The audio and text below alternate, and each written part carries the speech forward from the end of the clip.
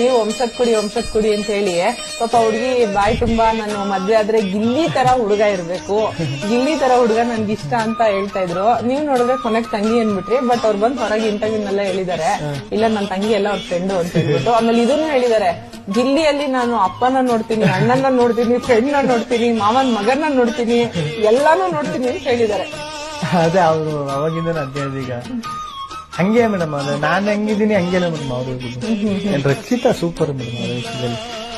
ಈಗ ಒಂದು ಸತಿ ಅವರು ಫಿಕ್ಸ್ ಆಗ್ಬಿಟ್ರೆ ಇವರು ನನ್ನ ಫ್ರೆಂಡು ಅಂದ್ರೆ ಇವರು ನನಗೆ ವೈಫ್ ಮ್ಯಾಚ್ ಆಯ್ತದೆ ಇವ್ರ ಜೊತೆ ನನಗೆ ಅಂದ್ರೆ ಅವ್ರಂಗ್ ಕೊನೆವರೆಗೂ ಬಿಟ್ಕೊಡೋದೇ ಇಲ್ಲ ರಕ್ಷಿತಾ. ಅಂದ್ರೆ ನನ್ಗೆ ಈ ಸಖತ್ ನಾನು ಒಂದ್ಸತಿ ಹೇಳಿದೀನಿ, ನಮ್ಮ ತಾಯಿ ನೆನಪೈತಾರೆ ಅವ್ರು ನೋಡಿದಾಗೆಲ್ಲ ಅಂತ.